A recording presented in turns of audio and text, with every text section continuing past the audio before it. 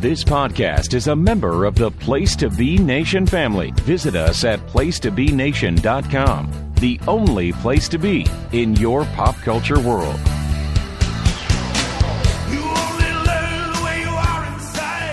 Once upon a time, two men decided if they were making the cut. Then they made the cut. And now JT and Aaron are talking everything from wrestling to pop culture and beyond, because it's no holds barred.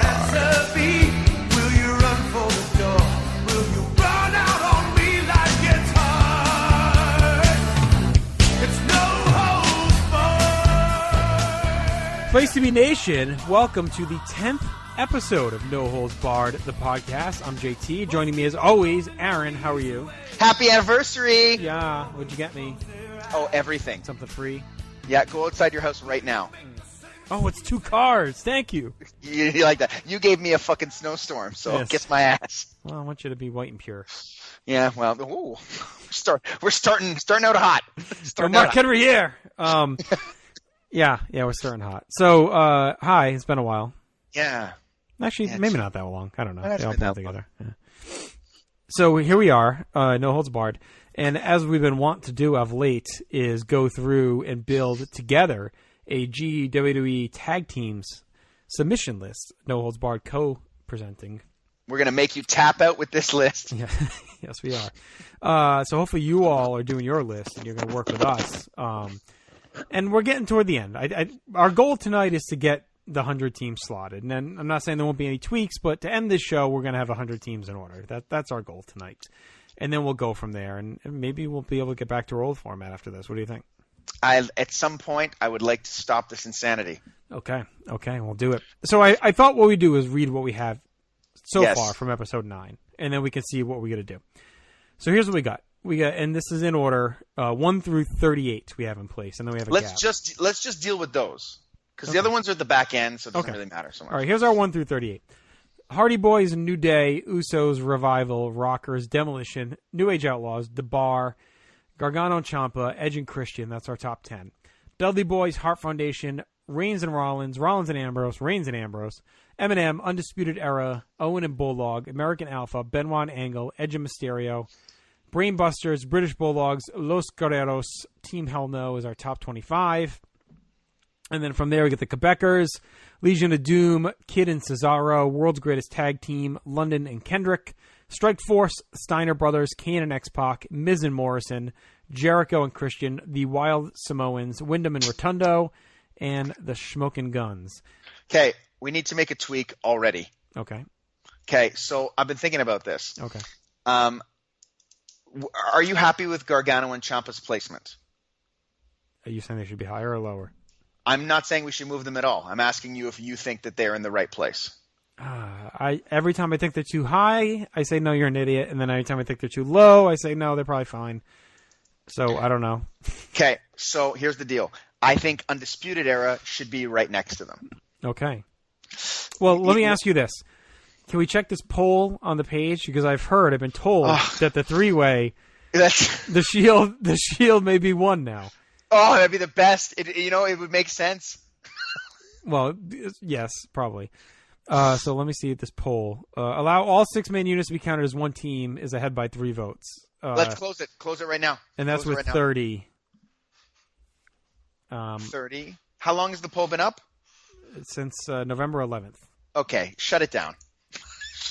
I'm putting it right now. Closing the 3-man team poll. Oh, yes. Okay. No, but we've got to talk about the Shield then. We can now use all 6-man units as one entry. If you have already... Take a note. If you have already submitted your list, feel free to amend accordingly. Thank you. Lovely. Good piece of business on air. Yeah. Well, it's pertinent, right? Yeah, and we got what we wanted. Or what I wanted. Is that what you wanted? I don't know. All right. So all right. Where's the Shield going? Okay, the Shield should be ahead of the Bar. Accurate.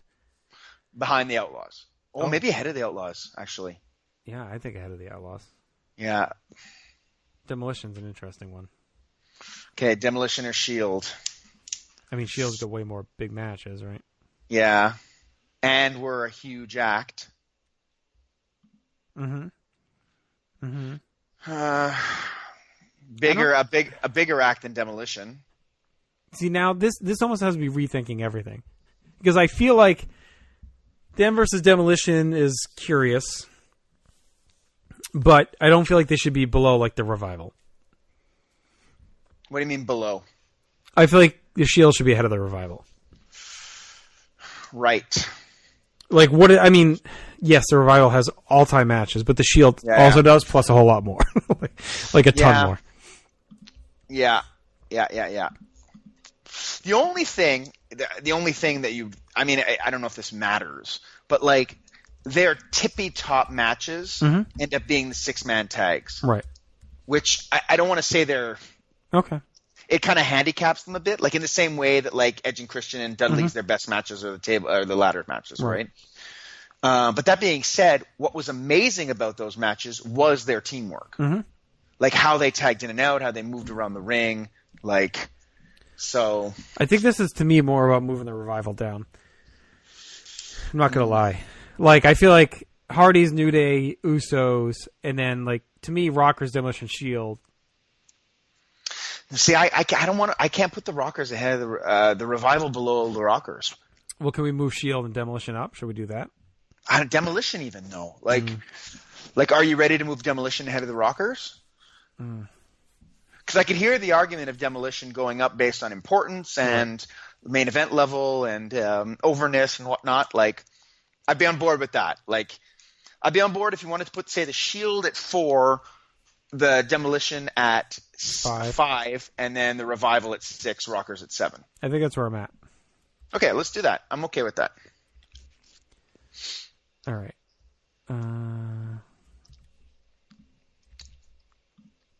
All right, so Demolition at 5. Yeah. Revival at 6, Rockers at 7. Yeah, I'm okay with that. Just, I can't go ahead. I can't put the Rockers ahead because as awesome as they were as a team, they just don't have that. Like, they actually remind me a lot of the Revival, like in terms of like their teamwork is so top notch, but the matches just aren't there. And then you can't really use I guess you could use the opponent excuse, like the Revival had Gargano and Ciampa to fight against, but like they also had to fight against schlubs like Enzo and Cass, and like so. I don't know. That feels right to me. The Revival ahead of the Rockers. Okay. Wow, Shield goes up to 4. That's cool. Cool. I was going to ask you Shield versus Usos. While we're here. Yeah.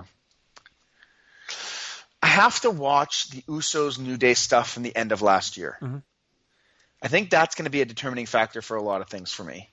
Usos! Because if their Hell in the Cell stuff with New Day stands up as like close to 5 stars, I think they probably stay there based on like longevity as a team,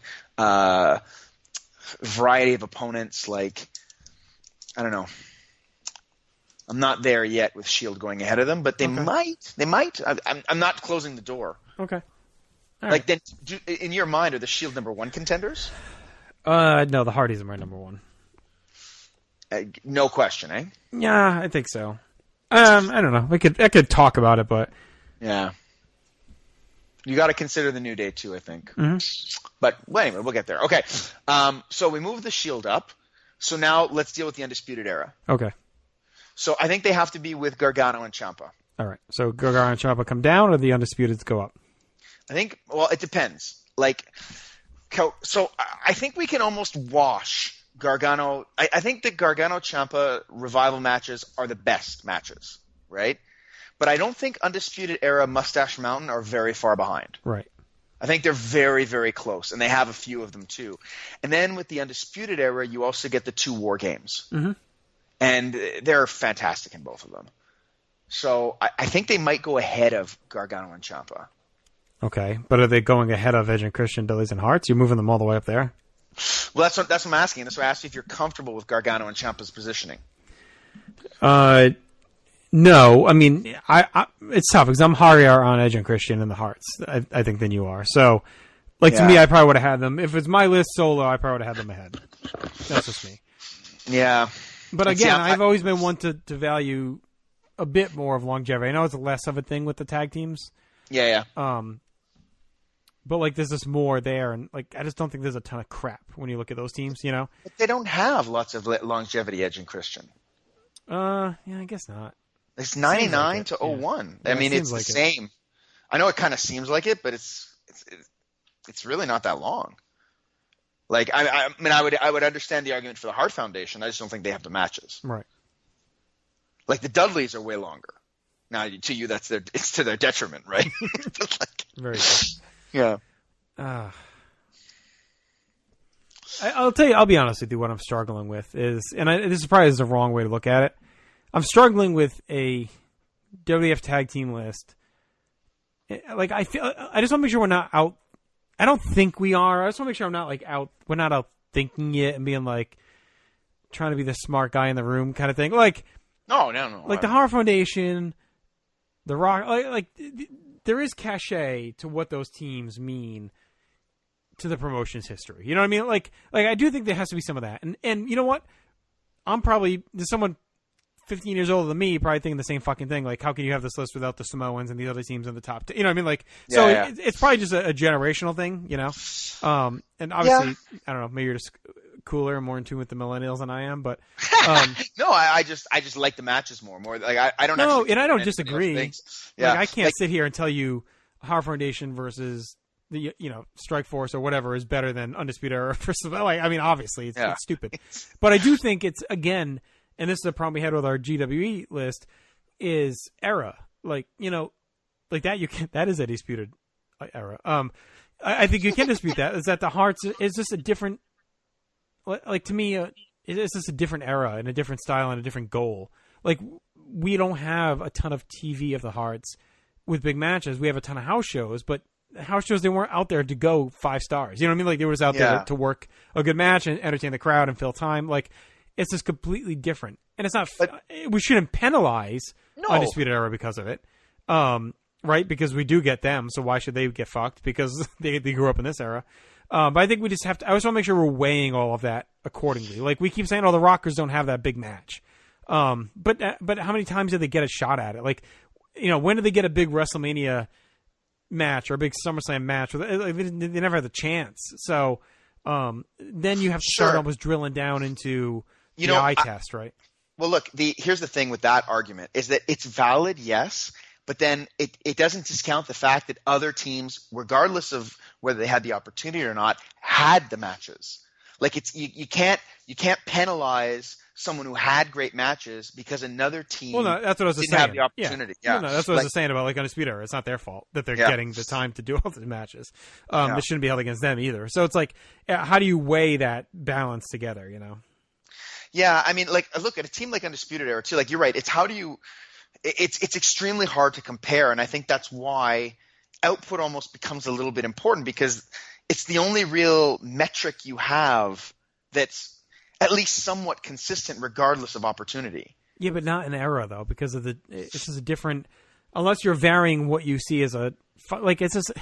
No, very few matches from the 80s WWF are ever going to touch what they're pumping out in NXT because it's an indie dream match factory right now. I mean, right? Sure. You're not going to get that. Like, if you put the Hart Foundation in there with Gargano and Ciampa, heel. I mean, you're probably getting something not far off, right? Yeah. So it's, again, I think you have to use a little bit of critical thinking there. And not that we're not. Again, I'm just working through like my issues. like so to say, I mean. Yes, Undisputed Era, like all these teams are just piling up high quality matches, but then it feels like it's like a takedown of these other teams that, in their own right, in their own era, were the torchbearers. So it's like, how do you reconcile that? And I think it's just a general issue that I think we talked about it before with the singles. Yeah, this is a general issue with a list like this. That's all. Yeah, I mean, you're right. Like. There is some difficulty in that, though. Like, it becomes then, okay, how do we compare it then? Do we compare Gargano to Bret Hart and Ciampa to Neidhart? You know what I mean? Like, it's where does it – how do you actually do it, right? So, like, the other thing, too, that I noticed with the other list, too, is that, like, the first 25 teams are all fucking amazing. Right.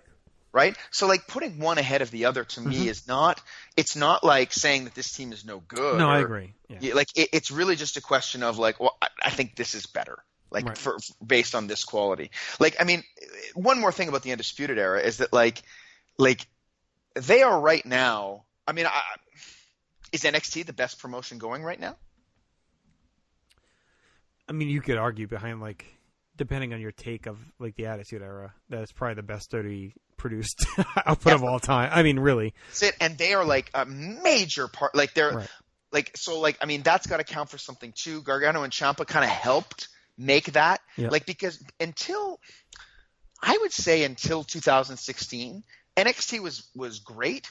But it took a step up in 2016. And I think it had a lot to do with those tag matches. It had to do with Nakamura and Sami Zayn tearing the house down and Finn Balor. Well, it had to do with them bringing this influx of top Yeah. indie talent. I mean, that's right. They started gobbling it up and putting it out there. And it's guys that have all worked together before now in this other stage, in this other world, and doing it in front of more people.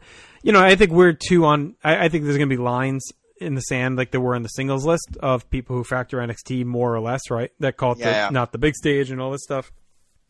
I think you and I seem to be a little deeper on that. Like we're fine with it, especially when you consider TakeOver, like we've said, is just as big of an event. Like TakeOver Brooklyn is just as fucking big as SummerSlam, Well, no matter what as anyone many says. people see it. Right. Like, which is always that's what always bothered me about it's not the big stage. Well, the same amount of people are watching it. It's the exact same thing at this point. I get it if you're at Full Sail all the time, but at this point the takeovers are the same as pay-per-views, and they deliver every time better than the pay-per-view. Like, has there been an instance where the pay-per-view has been better than NXT? Not since 2016. Anyway, I think before there was a couple, but even then I can't really the think same. of one. No. Yeah. Like War Games was way better than Survivor Series. What was Money in the Bank? I feel like there's one that's close in here somewhere. Like people were debating it. Yeah, Money in the Bank was with TakeOver Chicago. Yeah. Money in the Bank was in Chicago this year, right? Yeah. Yeah, so like Money in the Bank, TakeOver Chicago had like a pile of great matches. All right, then I don't know. I thought there was one recently where it was kind of like, wow, like the main roster stepped up almost. You know what I mean? I think that's the one. I could be wrong, but yeah. I feel like recently there was a pay-per-view that was close, if not even. People were saying like, oh, actually, this might be the one. But no, I agree. The point stands that NXT, at least in the modern era, is a big enough stage to consider these matches big time. Yes, and especially now that, like, if we're factoring 2018, let's just assume, like, we're on, like, what, year 5 or 6? We're on year 6 of this, right? So it's not like it's something that's going away either. No, it's only going to get bigger. I mean, really. And why should an NXT TV match or TakeOver match get less credit than, like, a 4-star Raw match, right? Yeah. As if those happen anymore. Yeah. So yeah, like that. Then how do you compare them? Like, I mean, how do you go about comparing Heart Foundation to, say, the Revival? It becomes a very difficult comparison. Yeah, I think you just have to weigh where they stand within their era. Maybe that's how we got to look at it, right? So, what's like the Hearts number 1 of that era? No, right? We have Demolition Rockers. as number 1, Rockers as number 2, Hearts as number 3, pretty much, right? When you look at this. And we're kind of saying Hardy's number 1, Edge and Christian number 2, Dudley's number 3. And we're saying New Day number 1, Usos number 2, Shield number 3 from like the main roster teams. And then we're saying Revival number 1, Gargano Ciampa 2, or Undisputed Era 2, Gargano Ciampa 3. Right? So I mean, I think that's right. Is that how we're looking at it? Right? Kind of top 3 of every era. So do we move the bar down? Should we look at it like that? Should we say like maybe we take it that way and work through it? So if you look at the 3. If you kind of have the big eras of tag team wrestling at WWF, right? It's the late 80s into early 90s. It's the Attitude Era. It's the modern day. And then it's NXT, right? Like those are kind of the 4. Would you agree with that? I mean, obviously, I think the 70s. Yeah, I mean, there's lots of in between, but sure. But those are kind of the big pillars, right? Yeah. Yeah, right. Okay. So if we kind of have Hardy's If we're ranking them that way, right? We're putting Hardys, Edge, and Christian Dudley's are kind of the top 3 attitudes. Are we good with that? In that order. Well, wait, attitudes. Are you talking about the Outlaws also? Oh yeah. So where are we putting them? They're 2. Yeah. Okay. So I'm leaving the Dudleys out because I just want to do top 3 of each for now. Sure. But I'd go Dudley's, but we'll go with that. We're going Edge and Christian. All right. So then in the 80s, we're going Demolition 1, Rockers 2, Hearts 3. Hearts 3. Modern day, we're going Young Stallions close to Hearts. We're going New Day 1. Usos 2, and the Shield 3. Yeah. And then the NXT world, we're going Revival 1. Yeah. Undisputed 2, right? Yeah, I think so. And Gargano then Gargano Ciampa 3. Okay, so the team that sticks out that's not in that 12 right now is the Bar. So to me, we would move them down. But I don't. I'm just saying, right? Yeah. Okay, so if we're putting the if we're saying that these are the top 12 of all time, and we're kind of like, these are the big eras, these are the big teams, and you can't really compare cross generation. Like, is the 4th best modern team better than the whatever second best old school team? Like, that's kind of where we're at, right? So if we put the Bar there, if we put the Bar 4th, we put the Dudley's 4th attitude. Okay. What's our 4th old school? Owen Bulldog. I mean, it's or Brainbusters, I guess, something like that. Yeah. I mean, whatever. We'll leave it at 3. I think there's 3, and then it's a huge drop. So we'll leave it there. Yeah. Same with NXT, right? Well, we could put American Alpha, I guess. No, American Alpha's up there. Okay. But they don't have the craziest run, so. Right. All right. So now if you look at it that way, right, that's kind of a snapshot. Yeah. Okay. So if we go ones across the board, we have Hardy's 1, New Day 2, and then we're saying Usos are better than either or the other ones, right? I think so, yeah. Okay. So we're good there. And then we have Shield. So we're basically saying that 2010 till now, current WWE is like the best output of tag team wrestling. I would say yes. Okay. All right. So there we go. Yeah, so we got those 3 right there. All right. So now I think our number 1 80s team makes sense. We got Demolition and our number 1 NXT team, right? So we're kind of saying we got our 3, our 4 ones, and then we think that the modern WWE is the best tag work they've ever had. So there's our other 2. Yeah. Okay. So now we kind of get this clump of the 2s, which is the Rockers, the Outlaws, and the Undisputeds. Yeah. Rockers, Outlaws, and Undisputeds. Well, I mean, by the argument of the Revival, the Undisputed should be ahead of a team like the Bar. Mm-hmm. The Rockers, Outlaws, or Undisputeds. I mean, Outlaws have the worst production of them. Right. But we're probably the most over. My Undisputed is really over too, but different. Outlaws feel most important. Mm-hmm. Rockers feel like they were the best workers. Undisputed probably has the best output. Right. Rockers are kind of like a blend of the other 2. Yes, but the Rockers are also super over. Yeah, but different over. Mm-hmm. So let's go 3 categories. Okay. Okay, so let's go with output. Let's go with overness, and let's go with work rate and output are close. Yeah. But it's almost the same thing as jump up moments versus. Well, let's use the NJPW. Okay. Nuance. Outlaws. Nuance. Well, let's order them. So put it in nuance. I'll do it. I don't mind. I got it. I'm right here. Okay. Yeah. Yep. And nuance, jump up, work rate, and promos. Right. Promos doesn't matter though. I don't think. No. All right. We'll leave that out. No. Yeah. Nuance, jump up, work rate. All right. Work rate. Work rate is probably Rocker. I don't know. Fucking Undisputed is really good. Yeah, I was gonna say Undisputed. Undisputed, Outlaws. Oh no, sorry, Rockers, Outlaws. Okay. Jump up. Outlaws. Undisputed's Rockers probably. Yeah. And then Nuance. Outlaws. I think the Rockers. I think they have more, especially when you factor in the breakup and all that stuff. And like I thought that last year was pretty good for them. I don't know, maybe it's not in tune enough with the Undisputed Era, but like. Okay, well look, make some points. So Outlaws get 3 in the first one. Yep. 3 in the second one, and 1 in the third one. So that's 7. Yep. Rockers get 2, 1, and 2. 5. 5, and Undisputeds get 6. 1, 6. So there you go. Outlaws, Undisputed, Rockers. Yep, I can do that. All right. So Rockers have dropped quite a bit today for us. After all that, we're dropping the Rockers. Which is fine when you work through it. Yeah.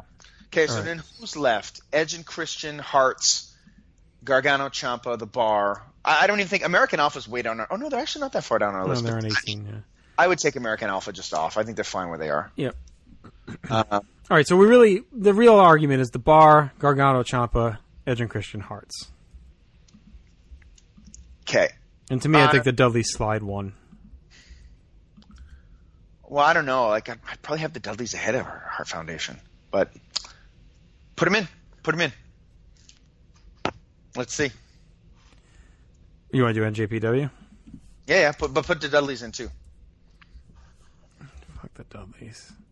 I know, but... All right, here we go. All right, so Nuance. Edge and Christian for me. The Dudleys would be up there in Nuance for me. I'll put them second. Then you Put think 'em the 1. Hearts or Gargano Ciampa? I think the Hearts. I mean... That's sure.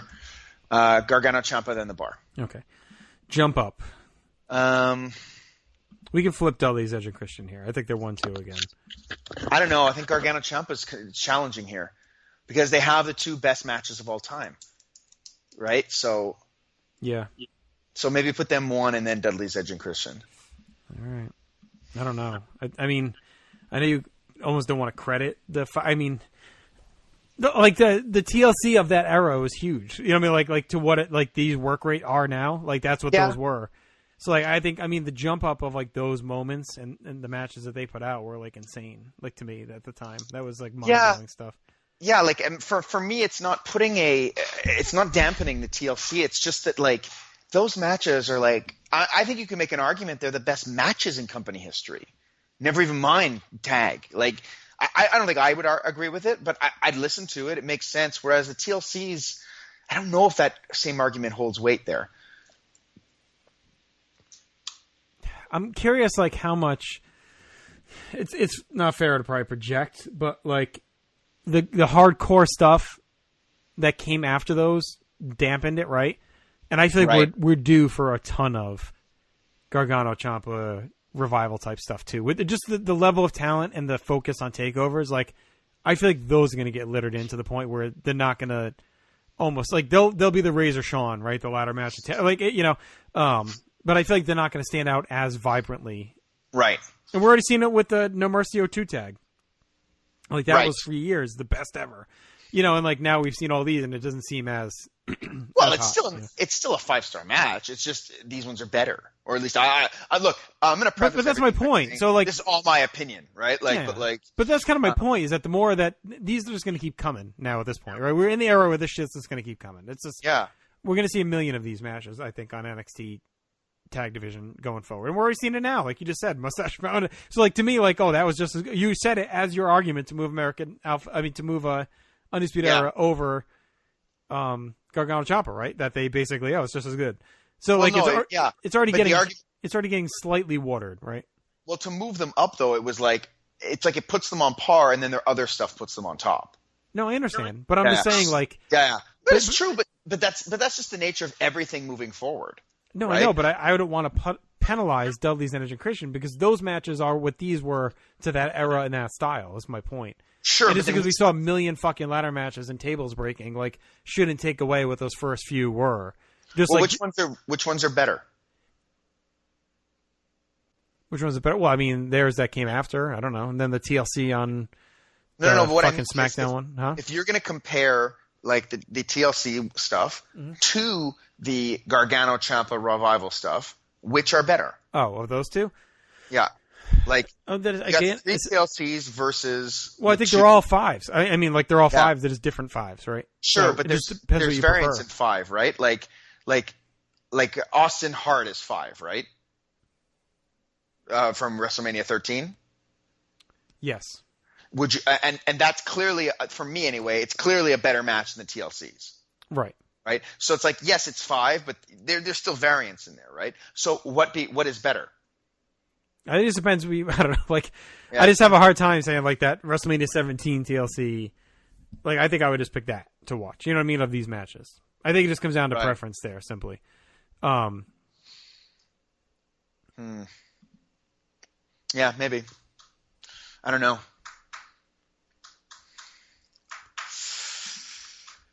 Okay, well, look, let's do the bar and the Hart Foundation and jump up. We'll come back to this because we're at a standstill, right? So like, bar Hart Foundation, which has the higher jump ups. Bar Hart Foundation, jump up Hart Foundation. I think it's a bar. I mean, jump up was like huge moments, right? The Hearts have SummerSlam 90. They have the stuff with the Bulldogs. But it's not only huge moments, though. It's also great matches, right? This was my problem with the whole NJPW to begin with. Work rate and matches, it should be the same. But anyway, like the bar has, I feel for me, more consistent great matches than the Hart Foundation. Yeah, the Hart Foundation had bigger moments by far. Hang on, let me pull up the old GWE. What the fuck was that? All right. Oh, are you looking at the description? Jump up factor, memorable peak matches, moments, and storylines. Yeah, see, it's vague. The whole thing's vague. We still have a lot of teams to get through, by the way. I know. We're not gonna make our list. All right. You just wrote the Hart Foundation. We didn't agree on that. All right, a work rate. I'll give you the bar. I'll give you Gargano Ciampa 1. The bar 2. Bar 2. Hart Foundation 3. Yeah. Edge and Christian 4.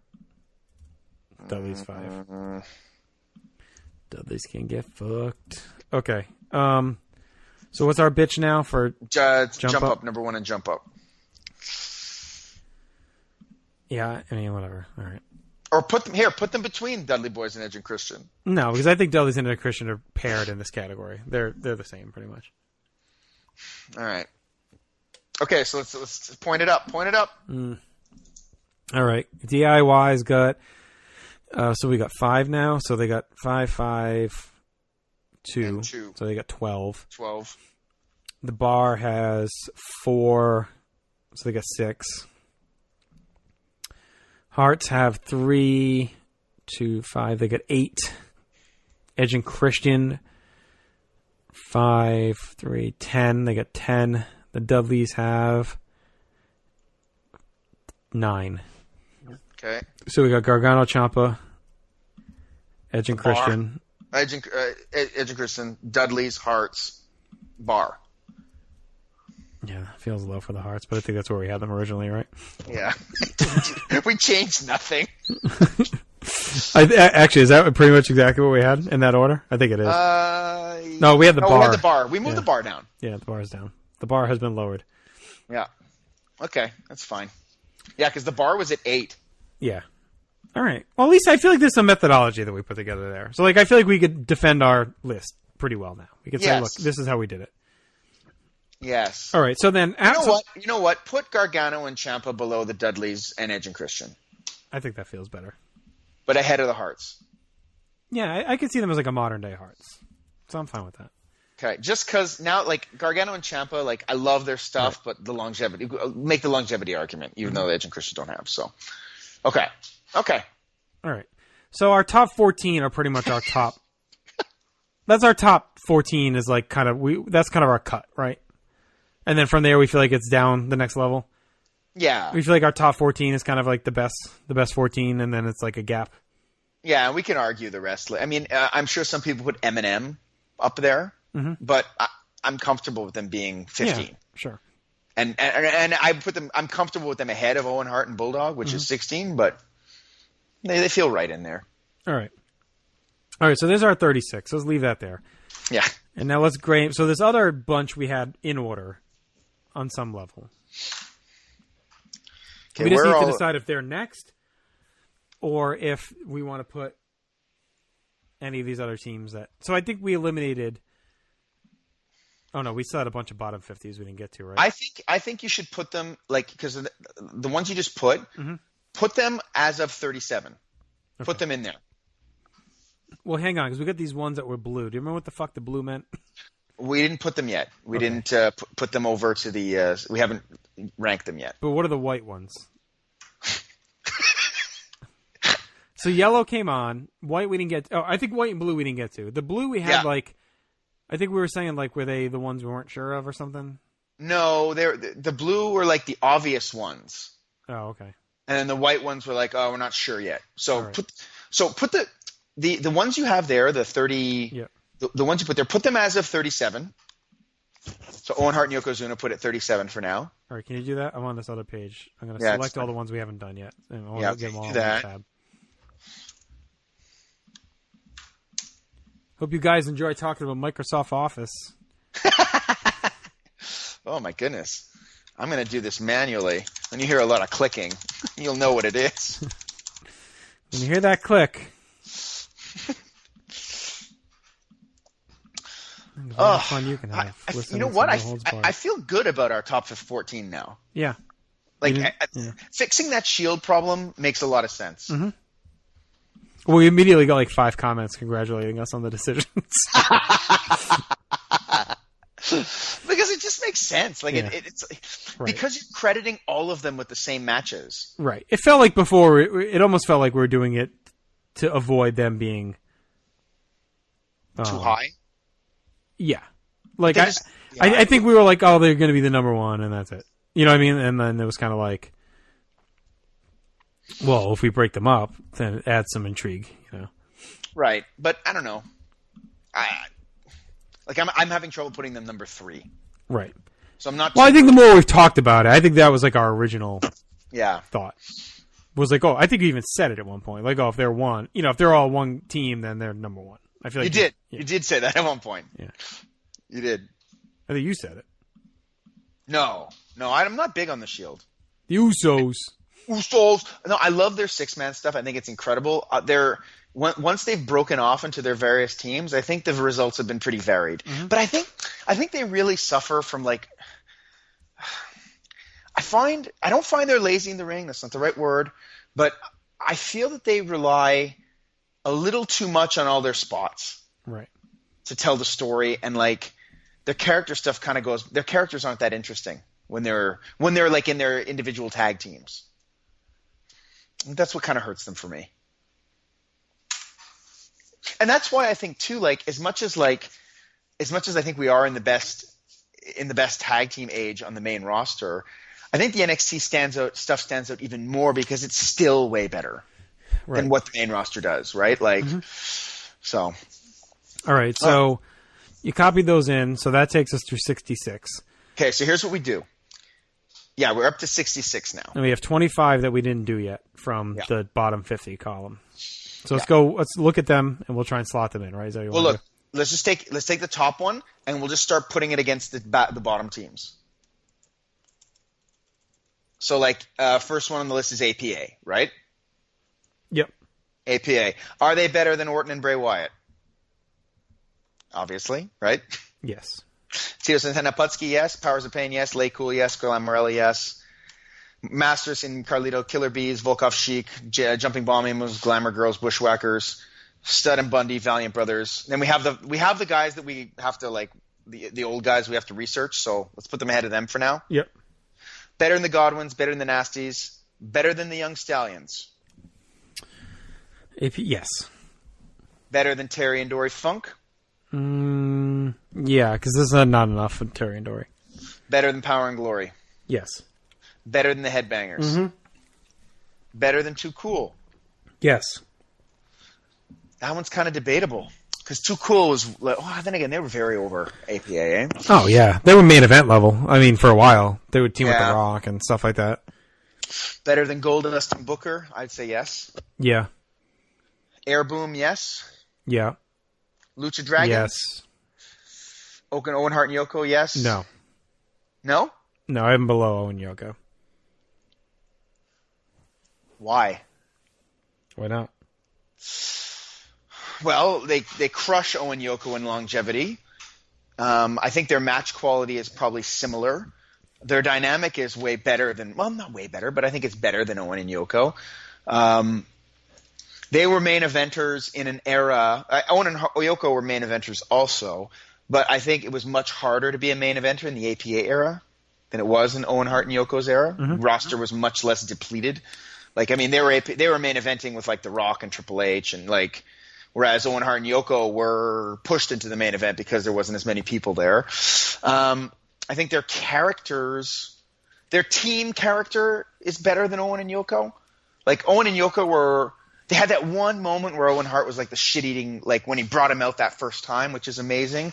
But I don't feel that carried over as much to the rest of the matches. Yeah, and I really think their match quality is at least better, is at least the same. So for those, I think they beat them in every category, and match quality is similar. What's the argument against? Yeah, I don't care that much.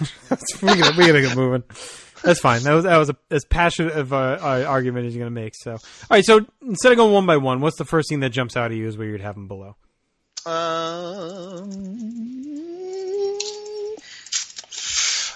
Miz and Morrison.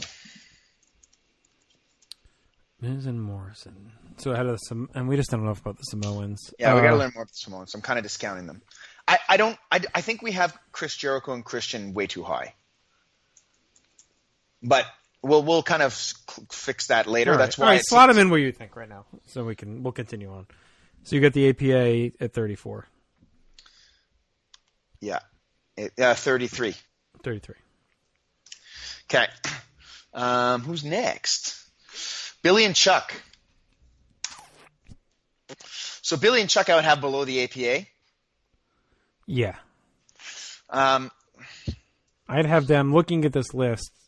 To me, they're like in the definitely have to Owen and Yoko. Are they a better team than the Smoking Guns? No. Right? I'd have them in that Too Cool Headbangers area. Right. I don't know. Fuck. I don't know. I'm kind of down on that era, so it's like harder for me. Yeah. Look, their matches, like they go through a series in 02, their matches are all terrible, but they're up there against like fucking Rikishi and Rico. Right. They're doing that bullshit. I think they're much more of a moment team. Like, you know, all their skits backstage, the wedding, obviously, the 3-minute warning stuff. So I think you're kind of ranking them on that and their importance to division at that point. So, like, I think the Too Cool is actually not a bad comparison because Too Cool is kind of similar, although they have that 10-man tag. I feel like we have the Nasties and Godwins a little low. Yeah, we can move them up after. Okay. Let's go through this and then we'll kind of see. Well, my first one thing. Yeah, I guess we got those older teams there. Like, I feel like actually not that they're low. I feel like the Headbangers of Power and Glory are a little high. Yeah, but they won't be because, like I said, we just kind of put them there, and these guys will all pass them. Right, so they're going to end up coming down. So then we're going to kind of adjust after, like, who else we put ahead of them. Make sense? Right. Because Power and Glory, like, they're great, but they just have no run. Right? And, like, we can only rate them so high on the Powerplex. I agree. I mean, I definitely think they're too high, so I think they need to come down. I agree with that. Yeah. So let's deal with Billy and Chuck. Do we put them around Too Cool? Like, is Too Cool about right? Yeah. So to me, they feel similar. Yep. Like, so are they? Do you put them ahead of the Headbangers? Billy and Chuck. Yeah, and I would move the Headbangers of Power and Glory down, like I said. Yeah, but we will. Okay. So, like, I'd slot them there for now. Yeah. So insert one. We're putting Billy and Chuck there at 43. All right, Brett and Owen is next. So they have. I don't know if they ever teamed in '97. I guess, you know, Stampede, obviously. And then you got the Steiners match. You get the Quebecers match. About it, right? Yeah, but I mean, so the Steiners, it's fantastic. 4.5. Quebecers are at 4. You got the Star Series 93, they're in there, which is not That's terrible. Great. Right. Yeah. And then you get So if you want to say Stampede and Survivor Series kind of cancel each other out, right? Sure. It's like almost like a 5 and a 1. Yeah, right. And then if you factor the breakup, yeah, I mean, they're not. It's not the high end of like the Revival stuff, but it's great. Correct. It's like it's better matches than say Strikeforce ever had. Yeah. Or the Steiners. Mm-hmm. So do you put them ahead of Strikeforce and the Steiners? Yes. London and Kendrick were like a consistent team that had in and out great matches. Do you put them ahead of them? Yes. World's Greatest Tag Team? No. Okay. I'm okay with that. So we slot them in at 28, behind World's Greatest Tag Team, but above London and Kendrick. Yes. Okay. I like that for now. Colossal Connection. I have them. I'd put them pretty far down. Yeah. I ahead of the Powers of Pain. For sure. They're similar to me, like Volkov and Sheik, kind of in there. Stud and Bundy. Here's what I'm going to do. These guys that we have to research. Yeah. I'm putting at the very bottom. Okay. Just because, like, we're going to constantly run into, like, where do we put them kind of thing, right? Right. So, Powers of Pain. Okay, so where we have the Powers of Pain, we have Lay Cool ahead of the Powers of Pain. I'm not against that. We have Glamourella ahead of Lay Cool. I think the Powers of Pain are, I mean, they're fine, but they don't have a lot of great stuff. We have Carlito and Masters here behind the Killer Bees and Volkov and Sheik. So Volkov and Sheik feel like a better team than Colossal Connection, but Colossal Connection has that giant demolition moment. Right. Sheik and Volkov kind of have the poor version of that. Poor man's. Like, one is a big moment, you know, but it's not even close to 6. And don't forget, baked into that is Andre's face turn, which is big. Yeah, so I'd have them ahead of Volkov and Sheik. Yeah. I feel like we have the Jumping Bomb Angels and the Glamour Girls there. I'd have them ahead of both those teams too. Yeah, I mean they fit somewhere in here. I think right there. Yeah. With the Funks, Stud and Bundy, the Bushwhackers feel out of place there. They're either going to be higher or lower. I think. Yeah, we'll figure them out. So are they better than Stud and Bundy? I think Stud and Bundy have more. No, really? I don't think Stud and Bundy have much. Well, maybe I just watched too many Coliseum videos as a kid. Yeah, I don't think they have a ton. But I would have the Bushwhackers ahead of them. The Bushwhackers have to go up more with like. Let's move the Bushwhackers up. I think them and the Nasties have to go up. Power and Glory and the Headbangers have to come down. Okay, well look, let's put. Where are the Nasties? I'm putting them there. All right, the Nasties I'm putting up here. Yeah, put them behind Billy and Chuck for now. Bushwhackers here. Yeah, and then put. Yeah. Funk's there. Headbangers there. Okay. Power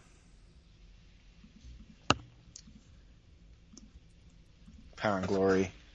And then I'm moving these two down, and I'm putting the Connection right there. Behind the Young Stallions? Mm-hmm. For now. Yeah. I love that we have the Young Stallions and Power and Glory back-to-back. The Paul Roma block. That's right. It's 2 teams, yeah. Yeah. No, I think the Connection's good. With to me, them, like, Sheik and Volkov, Stud and Bundy, the Funks, Colossals, like, they're all kind of similar. Yeah. Okay. All right, Rougeau's. Fabulous Rougeau brothers. All right. They, to me, are in... They need to be higher, right? Yeah, but not a ton higher. No, but are they better than the Smoking Guns? Yeah, I'm already looking higher than that. I'm thinking, like, in that Strikeforce Steiners area. Yeah, okay. Like, to me, they're ahead of Kane and X-Pac. Steiners have better matches, probably, high-end, but not around as long. And the Rougeaus are way better characters. Right. The issue with the Rougeaus, but I guess, I mean, that's probably the case for a lot of these teams, they do have a lot of nights off where, like, some of their shit is so boring as faces. Right. Yeah, but as heels, they're fucking top-notch. Oh, yeah, and they get the SummerSlam 89 tag, the Rumble 89 tag. Yeah. They're in their 6-man. You know, they had their balls 89. rubbed at WrestleMania 5. Yeah. I mean, convince me that Strikeforce deserves to be higher than them. No, I can't. Okay, so put them ahead of Strike. Now, London and Kendrick, should they be ahead of them? Yeah, I think the buck stops there for them. Okay, that's good. Because I can't see them ahead of Brett and Owen. No. And then we really start to get into the tip-top. Right. Yeah, they just don't have that one big match or moment. Okay, Goldust and Cody Rhodes. So I think it starts with them. I think they go ahead of Goldust and Booker T. Yes. They probably go ahead of the Lucha Dragons. They go ahead of the Smoking Guns. Mm-hmm. For me, they go ahead of Chris Jericho and Christian. Mm-hmm. Do they go ahead of the APA? Yes. Yeah. Yep. They have the much better match. Miz and Morrison, yes. So they're probably in the same boat that we're talking about. Yeah. I'd put them behind Kane and X-Pac. Yeah, that makes sense. Okay. All right, Hogan and T. Why don't we actually... I want to save these bunch here. Hogan and T, Angle and Rousey. Put all the super teams on another one. All right, Mega Powers. We'll save all them for after. Yeah. Is that all of them? 2-minute power trip. Yeah. Okay. Okay. So now we're at Jericho. So to me, this is a hard one to rank because like they're really interesting as characters. Mm-hmm. The matches feel like the death of the tag division. All right, compare it to Miz and Morrison. Miz and Morrison feel infinitely more interesting. Okay. APA.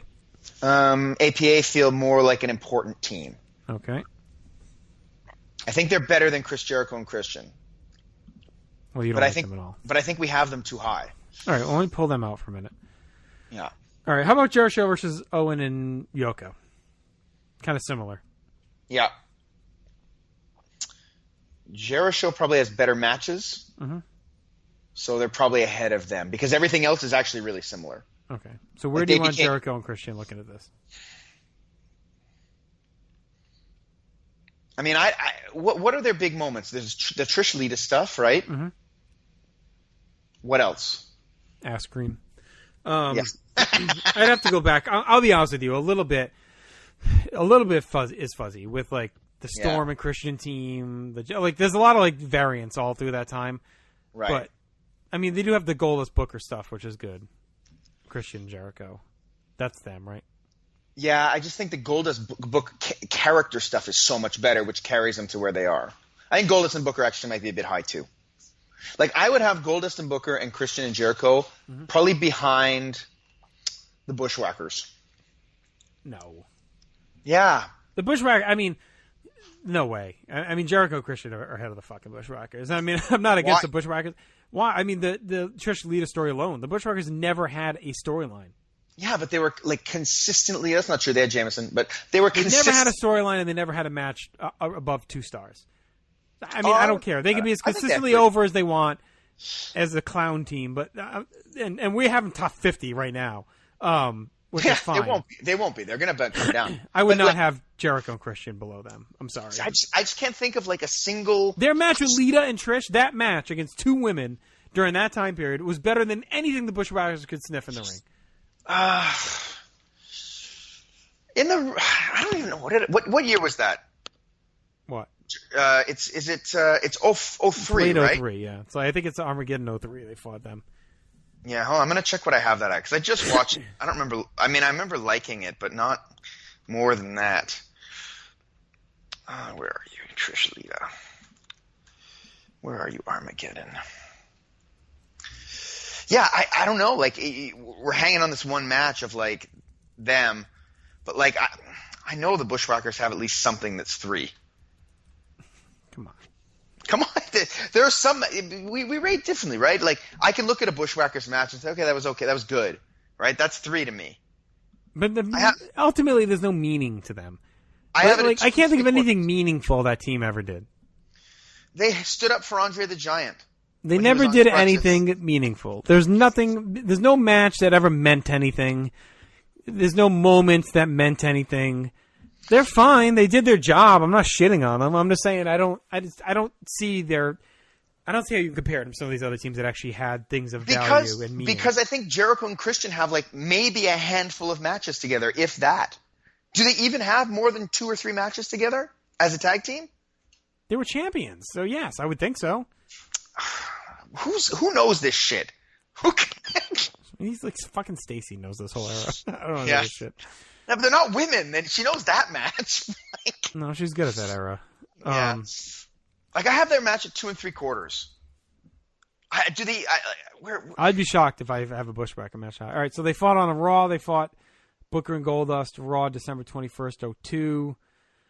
Let's see, they were in the 4-way at Armageddon as a team. Like, they don't have another They tag fight the team Dudleys match and on. Trish with Victoria in a tables match on Raw. They fight Booker and Test on Raw or at a house show. They fight Booker and Goldust on Raw again in December. I mean, yeah, they have a bunch here all through December. Booker and Goldust again. They fought the Dudleys at a house show. Fought the Dudleys on Raw. Yeah, and they had it long. And this is just 02. Not even counting 03 yet. 03, they have nothing on pay-per-view. They just have that one match. All right, well, see, they teamed a lot in late 02. I can tell you that much. That's when they were champions. Oh, fuck, I'm just not interested. To me, they're not interesting at all. They're just a fucking bland, boring team. I think you're thinking of Storm and Christian. They're not. Well, I'm talking about them. I don't even know. They're so bland and boring. I remember almost nothing from their run, and I was watching avidly at the time. Whereas the Bushwhackers, I don't know. I'm sorry.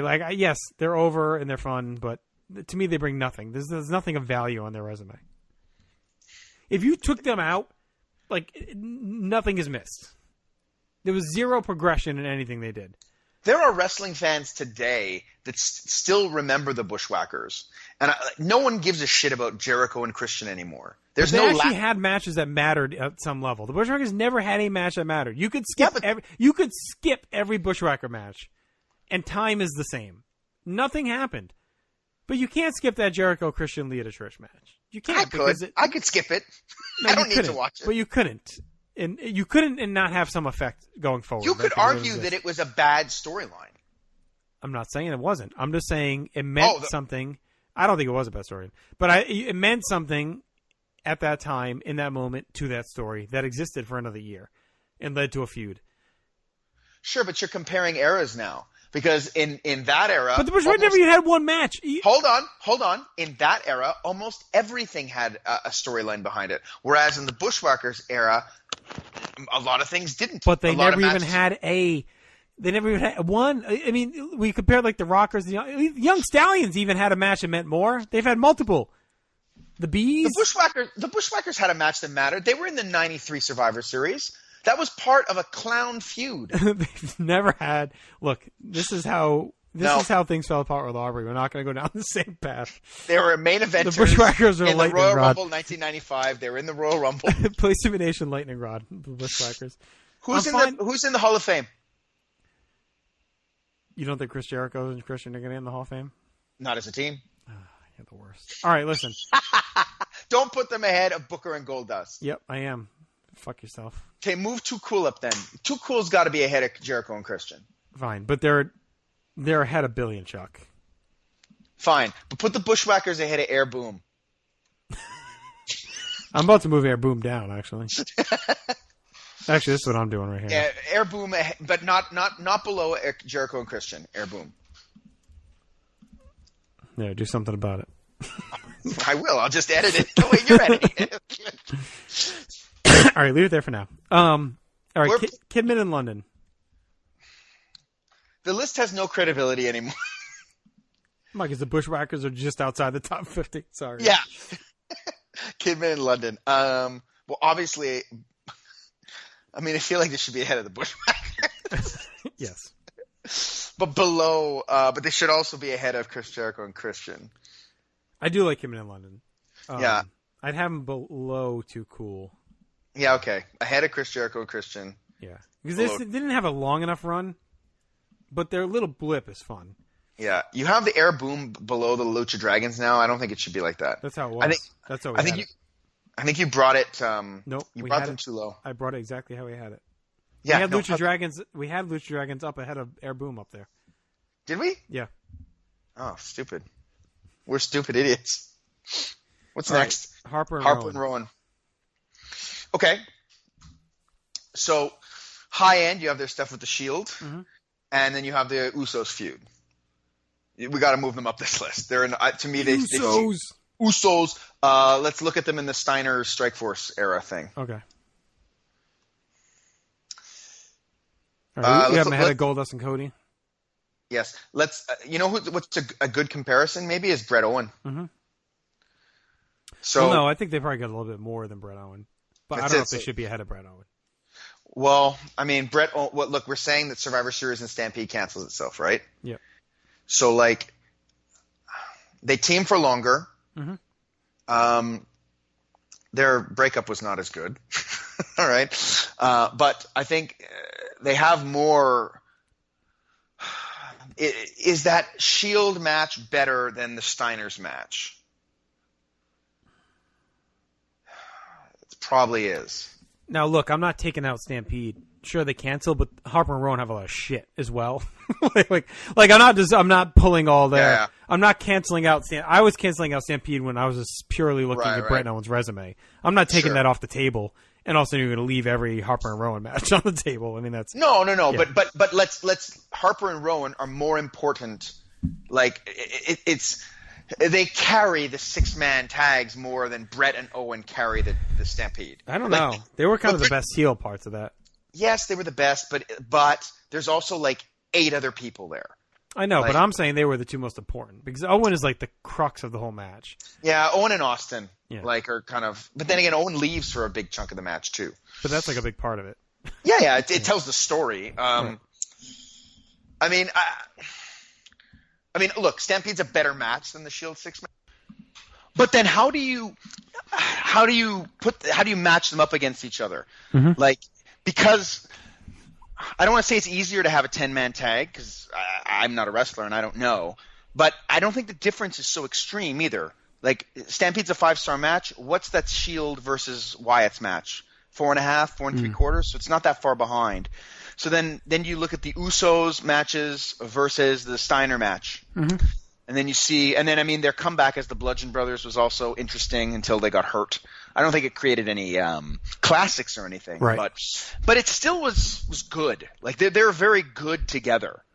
So I don't know. I think it's closer than we think. Now, do we want to factor in that they've been a team longer term? Is that something that becomes important then because everything else to me seems so close? Right. All right. Well, who's above Brett and Owen? So World's Greatest Tag Team. Tyson Kidd, Cesaro. LOD. Yeah. Like, I feel like I might have Rowan and Harper ahead of the World's Greatest Tag Team. Below Kidd and Cesaro? What do Kidd and Cesaro have in their resume? Well, they got a lot of really solid, so maybe ahead of Kidd and Cesaro. I'm starting to think Kidd and Cesaro should be down here with the Rougeaus, London Kendrick Strike Force. Yeah, maybe put them, but I think World's Greatest Tag Team should be there too, because I think those two teams feel similar to me. Yeah, I think they should be ahead though. So I'm going to put Brett and Owen here. World's Greatest Tag Team should be ahead of Cesaro and Kidd. Why? I think they have more memorable stuff than you can't even name. I can't even name you a Cesaro Kidd match. I know they were good. I like them, but I can't sit here and say, that match. Like, to me, the Vengeance 03 is awesome against Mysterio and Kidman. Vengeance 03 I have at... They also have the ladder match with Eddie and Tajiri. I have it at 4. Mm-hmm. And I have the best Cesaro Kidd match at 4. All right, and then they have the Eddie Tajiri ladder at Judgment Day. They're in the match at 19. But then they have stuff later. The match at 19 is not that great, though. No, it's okay. It's yeah. But then they have the stuff later, too, with the they fight the Hardys, in 07 or whatever, 06, somewhere in there. I have no memory of those.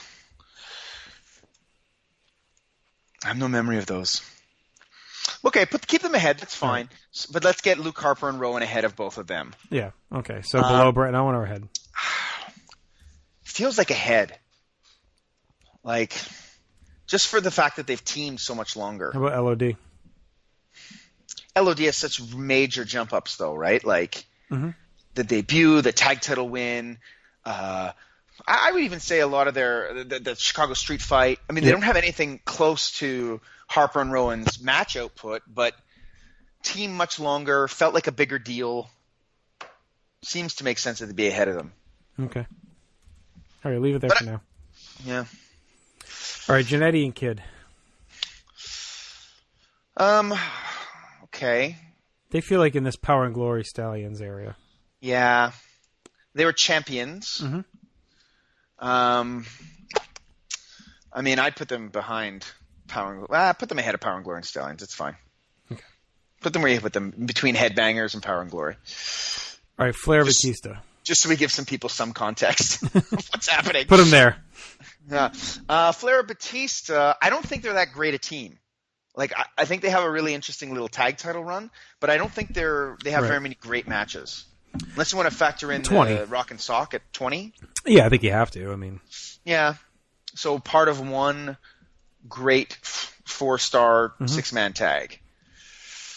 Right, their bump almost comes in the importance of what it was for Batista more than anything else. So it depends if you want to factor that at all. Well, we should factor it. I mean, I wouldn't put them in the category with the Steiners and Strikeforce and Rougeaus. No. Like, maybe you were looking at, like, the Jericho and Hart. Right. I mean, Too Cool feels like a more important team than them. How about here above Kevin and Lennon? As long as they're ahead of Chris Jericho and Christian. Everyone's going to be. Good. They're not going to make the list by the time this fucking thing's done. All right, who's next? Rock and Sock. They should be ahead of Flair and Batista. Yep. Obviously. They should be ahead of Jericho, the Smoking Guns. They should be ahead of the APA. Mm-hmm. Should they be ahead of Kane and X-Pac? So they're very similar. Rock and Sock, their best match is 20, right? Yeah, and a lot of their matches are not good. Right. But they're fucking over. So the crowd is always, like, crazy, right? I'm fine with them right below Kane and X-Pac. I think because Goldust and Cody, they're over. They have the big match. But Rock and Sock are more over. Main Kane and eventers. X-Pac have a couple more matches. Steiners have more matches. But they're kind of in that right there, like that group. Yeah, so that puts Rock and Sock at 35 between Kane and X-Pac and Goldust and Cody. That makes sense to me. All right. All right, Strong and Pete Dunne. What do they have, 3 matches together? 4 matches? Yeah. I mean, I'd put them... You're probably looking around the area of Stud and Bundy. Oh, that low? Okay. But it's just although their matches are really good and their Undisputed Era match is very good, but, like, they just don't have the volume at all. All right, so I put them ahead of the Funks because their best match is better than WrestleMania 2. Yes, behind the Colossal Connection. Okay. Maybe put them ahead of the Colossal Connection. No, nothing they have tops for 6. Yeah? All right. Leave them there for now. We'll see. So they're at 59 between the Colossal Connection and the Funks. All right, Dream Team. I don't love the Dream Team. They have the Bulldogs match, but the Bulldogs match I have at 3.5. Is that their best match? Yeah. Yeah, I'd have to let me just check quick what I have on house show wise. Like, they feel like they should be in the Nasty Boy range. Right. Yeah, I think that's fair. Some people think that's sacrilege, but... So I went... Yeah, so let's start there. So Bulldogs in January of 86, I went 2.5. Science Man event, I went 3 stars against the Bulldogs. 2.5 at the 6-man, 3.5 at WrestleMania 2. Yeah, that's what I got. 2.5 at the Bulldogs in May. 3 stars at the big event with the Rougeaus. Right. 3 stars against the Bulldogs again in October Science Man event. 2.5 with the Islanders. Oh, that's too bad. I love those Islanders so much. 3 stars with the Can-Ams in January. That's about it. And then they're done. Then it's a new Dream Team. Yeah, I think below the Nasty Boys, but ahead of the Bushwhackers. Yeah, I mean, that probably sounds fine. Because, I mean, they're more important than the Boys. Bushwhackers don't have anything. I would have them ahead of Billy and substance. Chuck, too. I don't think Billy and Chuck have anything close to what they got. No, then put the Nasty Boys ahead of them, though. Okay. Because yeah, that makes sense. Because Nasty Boys have the WrestleMania 7, which is I'm guessing between 3 and 3.5. They have the LOD match, which is a lot of fun at Survivor Series. So, and then a bunch of other shit. The Islanders, in my heart, top 10 because I love them so much, but they just don't have it right. Like, they're probably in the Rougeau Strikeforce era, right? But then do they even have... No, I think they're lower even. They kind of drop off quick. That Bulldogs feud doesn't produce much match-wise. Yeah. Let me check. I mean, all right, so I get them 3 stars against the Stallions in June.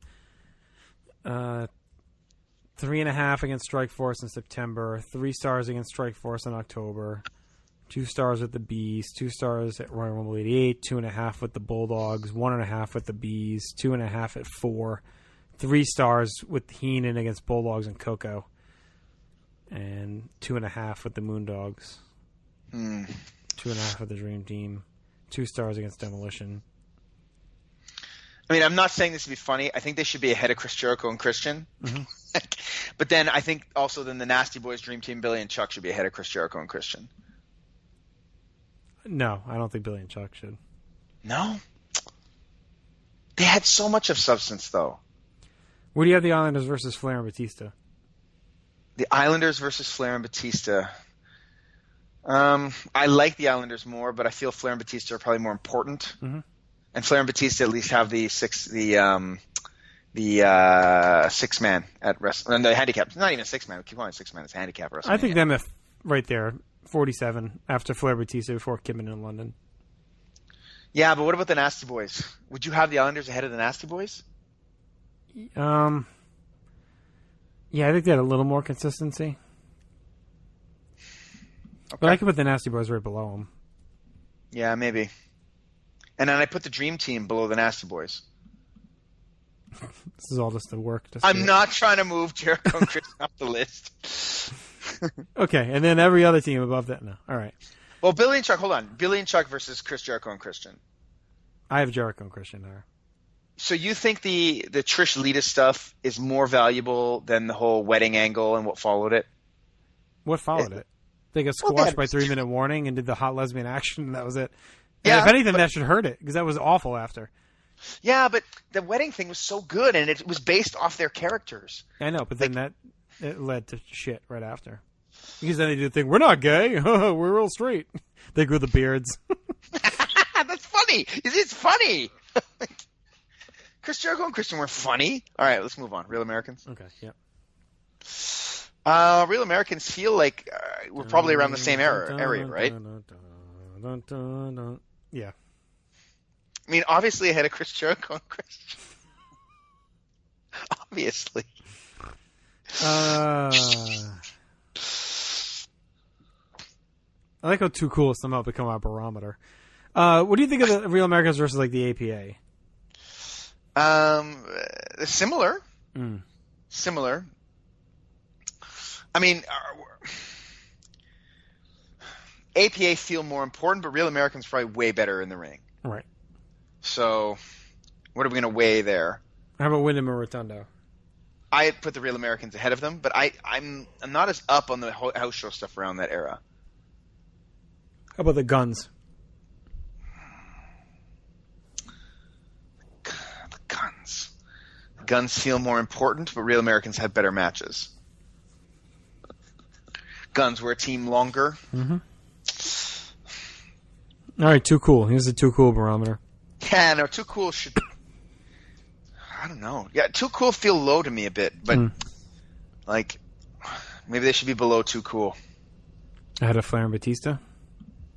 Yes. Okay. All right. Jericho and Benoit. Okay, so we have the amazing match, the one amazing match, right? Mm-hmm. And the TLC. Yes, and the TLC. But that's it, right? They get the gauntlet. I don't remember if that match is any good, where they come out at the end and win the titles at Judgment Day. Right? He's the mystery tag team partner. It's Judgment Day 1, right? Yeah. And I mean, they might have shit on Raw and stuff. But yeah. I don't know. Like, the stuff on Raw tends to meander around, like, 2.5. You know what I mean? Like, well, and then Benoit gets hurt pretty much right around King of the Ring, so he's gone. What show is that gauntlet on? Judgment Day. Because Benoit fights Angle, and then he comes out as Jericho's partner. And I have that fight whole the power thing trip the next night, I think. I have the whole thing at 3.25. I think those are 3 consecutive nights, aren't they? They win the titles, then they fight the power trip, and then they win the TLC. Aren't those like all the same? Yeah, so they're a team for like a week. That's fucking insane. Yeah. That's great production in that week. Right. Okay, well, look. Do you put them ahead of the Rock and Sock Connection? Yeah. So then you're probably. Do you put them ahead of Brett and Owen? My lovable brother Owen. No, because I think the Steiners and Quebecers matches are equal to at least The Power Trip match? The Power Trip match was like considered the best tag team match of all time for a while, wasn't it? Yeah. Of. Yeah, God, I haven't seen that in forever. Yeah. Triple H works through it with a fucking torn quad, you monster. Did you see the Beautiful Day video? Brett and Owen has a good break. I don't know. I'm fine with them right behind Brett and Owen. Yeah, okay. I'm fine with that too. Poor Canadian scrubs. It's just, All right. it feels like high for that, not that many matches, but Yeah, but they're really, I mean, their output's elite when you look at them. yeah. Twin Towers? Yeah. All right, let's ahead of Chris Jericho and Christian, right? Yeah. I think they're in a good fit with this Islanders nasties. Like, I would put them probably right after Flair and Batista. Because they get the Mega Power stuff, which is huge. Yeah. Across the board. They're in it with them from November, well, really October through February. They're in there with Hogan and Savage. And you get the Rockers match at 5. I like the SummerSlam 89 6-man. You get all the dancing. All of it. You get the song. Look, I know how much you love them. I'm not even going to argue it. Okay. You can put them ahead of Flair and Batista if you want. No, I think that's good right there. Because I don't think they have, well, yeah, I don't think they top the 20 match. No, probably not. Yeah, But, okay. But Ric Flair, and Ric Flair does do a lot of dancing. They're very similar. All right. Do we count his dancing to Charlotte's music, though? Because that's his best dancing. All right, Dolph and Drew. Okay, how good is their Hell in a Cell match with It's real Rollins and Ambrose? Yeah, it's great. Where would you have it? Like, what would you have it at? I pretty much again, but 4-ish. Okay, so you're ranking them basically on that match, right? And the house show match I saw in Boston, which is like the same level. Wow. So then that tells. Are they around Goldust and Cody then? Yeah, because they also didn't they have another one on Raw after that too? I thought they fought like they have after the house show. Look, I heard that match is amazing. I don't watch all of Raw, so like I can't really rank them honestly. So like I'm kind of going off. I want to say they have 3 4-star matches with that same team. Wow, but then not a lot of longevity. No, I mean I think you could project a bit, right? You probably say it's coming. I don't think so. I don't think they're going to tag much longer. I think they're going to break them up. Yeah, I think Drew. Yeah, they're going to push Drew. But they should keep them together. I don't think they should break them up. I think Ziggler should be like his manager. I went to go check Graham, but I forgot that he stopped. He gave up in 2013. Let me check Cage match quick. I want to see. I could have swore I thought they had another one that night after the house show, but. So like if we're talking about 3 matches over 4 stars, then we're looking at like Rock and Sock, Goldust area, right? Yeah. Now, do we put them ahead of Rock and Sock? Because Rock and Sock is this major team, main eventers. Probably not. But ahead of Cody and Goldust. Cody and Goldust have the one big great match. And then they tag longer. And then if you want to factor in Goldust Stardust, that probably dings them. Right. Oh, yeah. I forgot about all that shit for them. Right? Like, God, this fucking cage match search sucks. Fuck that. I'm out. So let's put them let's put them behind Rock and Sock and ahead of Goldust Cody. Yeah, we got to talk about Goldust Cody. Yeah, they feel high now, don't they? I was just thinking of the Battleground stuff. With the Shield. Yeah, which is amazing. Right, but then I forgot about all the Stardust shit. Yeah, but I don't know if that puts them... Do you think that puts them behind APA? Nah, probably not. Maybe Miz and Morrison, though. Yeah. Miz and Morrison were real good, and I feel like they didn't have too much down. Yeah, put them ahead of them. Yeah, that's fine. They're lucky that the teams below them aren't great. Yeah. Well, that's just it, right? Yeah. Like this list takes a real dip at a point, right? Okay, Mustache Mountain. So at least two very close to 5-star matches. Mm-hmm. All right, so that puts us where we just were. Well, it puts us in Bret Owen, Chris Benoit, Jericho. Right. I'd put them third there. Yeah. Because they don't mean as much yet. Yes. Yeah. I mean, if you're going to project with anyone, they're the team to project with. Right. Because they'll actually stay a team. But yeah. All right. So that means right now, tentatively, we have 87 ranked with all our old guys at the back. And we still have our 5 super teams. Yeah. I mean, should we deal with some of the fringe before the 5 super teams? No, because these are making the list. Right. Let's see where they should go. Do you want them all at the end, or are they all together? Do you want to rank them as these 5 first? Okay, let's rank the 5 super teams. Okay. So where are they? They're up here. Okay, so I think it's Mega Powers 1, right? Mm-hmm. Yes. And I think Hogan T should probably be 2. All right, well, one thing. So the rest of them only have one match, right? Pretty much. Oh, yeah. The Triple H and Stephanie, they may have something else somewhere, but... Maybe. Well, Triple H and Austin have more than one. As a team? Yeah. Because they have the Benoit, one. Right. They have the one that won the tag titles, but that's not a good match. So, they feel like the last place one to me. But they have arguably the best match. Yeah, but they also have probably the worst match. Yeah. So, like, all right, I would put. All right, so you're really ranking the 3 one-match teams. Yeah. I think the Angle match was better than the Hogan T match.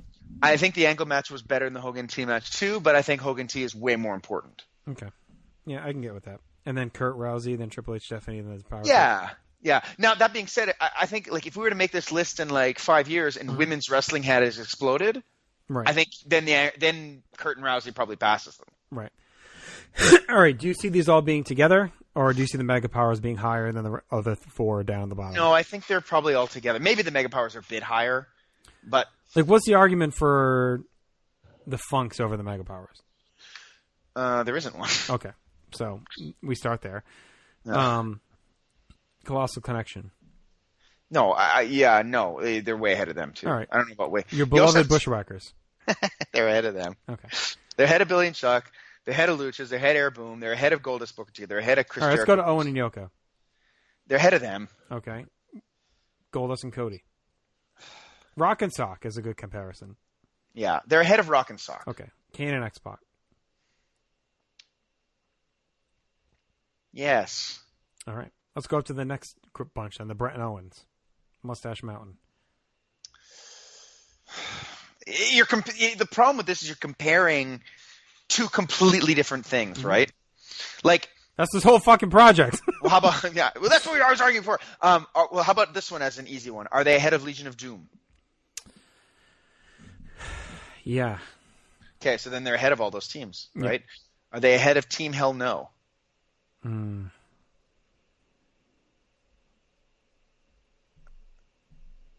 Maybe. Okay, so we're in the ballpark now. Right. So what are the Mega Powers matches? Well, SummerSlam 88, Survivor Series 88. Yeah, they're all like 3.5 kind of thing. But it's also a top 3 to 5 storyline of all time. Yes. You're not ranking them on match quality. No. You're ranking them. They never had a bad match. No. Great promos. Yeah. Huge jump Amazing up. promos. Huge jump up. Best breakup ever. All right, so let me ask you this. We have our top 14. Would you put them right outside that? Are they ahead of Eminem, Owen and Bulldog? Yes. Are they ahead of the Bar?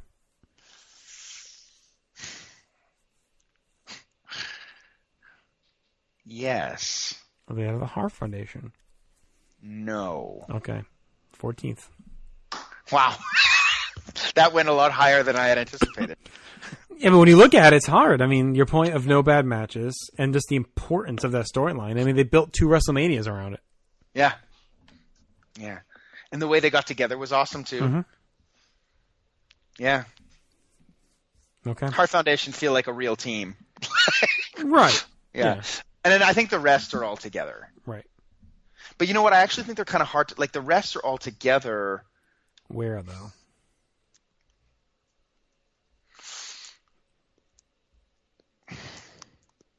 Like, to me, they're ahead of the Powers of Pain. Yeah, they're higher than Billy and Chuck and.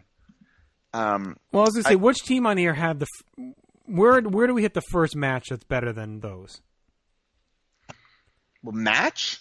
Yeah, just the team's best match. Like, so to me, it's Glamour Girls, Bomb Angels. Like, at least having a comparable match to them. Sure, but they have one, and yeah. Okay. All right, so I'm just saying. So, and Strong and Done, right? Yeah, they probably have a better match, but they're not nearly as important. All right, the Colossals. Yeah, they're better than the Colossal match. Okay. I mean, so if you're looking just pure match, their best match, you probably hit the Battleground with Goldust and Cody. Into that area. No. Oh, maybe. I don't see anyone below it that has better matches. But no, I'm sure the Real Americans have like a 3.5-star match kind of thing. It's probably is equal. The Nasty Boys. Well, what do you have the Angle match at? I would say at least 4. The Angle match. Angle and Rousey. Yeah, I have it at 4. But it's one good 4-star match, right? Yeah. Like it's just these other teams have like they've been teaming together longer. There's Are they ahead of Owen and Yoko? Are they ahead of Too Cool? I was going to put them below McIntyre and Ziggler, so I might be the wrong person to ask. But. Right.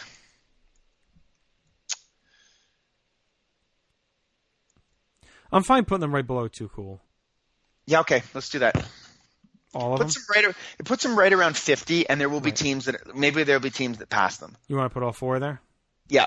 And then maybe we move the Power Trip down a bit. Oh, no, they have the best match, but they also have the worst match. So, no, leave them there. Leave them all together. Okay. Okay, so with... Hang on, because I have a couple blank spots in Yeah, there. get those blanks. All right, we're at 90. It's good. It's good. All right. And I think we put all the research teams that we thought would make it, right? I think we went through that list. Yeah, we put them... right now they're all at the back end. Right, but they're in there. Yeah. Okay. I mean, they're going to consistently stay on the list, but we'll see kind of like what... All right, so we need 10 of the fringe teams, right? Basically. All right, so let's go one by one. First gut, okay? Yeah. And I'll highlight the 10 that we... Or I'll highlight all the ones you say yes or no. Authors of Pain. I say no. Yes. I say yes. All right. I'm going to do blue if it's one yes. Okay. I'm going to do a color if it's both yes, and then leave it white for now. Awesome Truth. No. Okay. Bigelow and Tatanka. No. Batista and Ray. No. Bailey and Sasha. No. Blake and Murphy. Yes. Holly and Kid. No. B.O.D. Yes. Cactus and Chainsaw. No. Okay. Kate and Murdoch. No. Can-Ams. No. Christian and Lance Storm. No. Punk and Kofi. No. Cody and Drew. No. D'Lo and Henry. I'm gonna say maybe. Maybe, yeah, but yeah, yes. Ziggler and Ziggler and Jack Swagger. No, but they're good. They are good. Like Guerrero and Mysterio. Yes. Yeah, for what match? Well, I like the breakup in the match on Eminem. I mean, we're talking 90 to 100 here, so yeah, like the angle may be enough. You know what I mean? Okay. All right, Eddie and Tajiri. Yes. Edge and Hogan. No. Enzo and Cass. Yes. Haku and Barbarian. Probably no. Not. Okay. Jericho and Owens. Oh, great breakup. But probably not. Well, I'm going to put him as blue for now because we need 10. All right. Right. Kane and Big Show. No. Kane and Hurricane. They won the best match in Raw history. No. I'll put him blue for a second. Kane and Mankind, blue. Kane and RVD, no. No. La Resistance. No. Los Conquistadores. Yes. Mean Street Posse. No. Men on a Mission. Yeah, maybe. Okay. Ms. Dow. Maybe. They're really funny. Money Inc. Nope. Come on. I mean, we're talking like this. I know. I'm just kidding. Put them on. All right. Put New Orient Express. Which one is the new one? Kato and Tanaka. The team that has the Rumble match. Yeah, okay. No. They had nothing else. Owen and Jarrett. No. Patterson and Briscoe. I'm No. putting maybe. Maybe? I mean, we'll see. Primo and Epico. No. No. Rated RKO. No. RVD and Mysterio. Razor and Kid. No. No. Oh, wait. That's right. They get the Action Zone. Yeah, you got to put that on. RVD and Mysterio. No. Piper and Orndorff. Maybe? Santino and Kozlov. A great comedy team. I know. Yeah. Shawn and Diesel. Yes. Yeah, you got to put them on. Michaels and Austin. Yeah. Show Miz. No. Spirit Squad. No. It's a shame. They should be Fashion good. Police. No. Heart Dynasty. No. Head Shrinkers. Yes. Heavenly Bodies. No. The Hollies. No. Prime Times. No. Vaudevillains. Yes. I'm putting no. They're not making these 10. I'm sorry. 3-man band. No. Triple H and Shawn. I guess we have to. Trish and Lita. No. Best no. match in pay-per-view history. According to you. Taker and Show. No. Vince and Shane. Yeah, maybe. Yeah.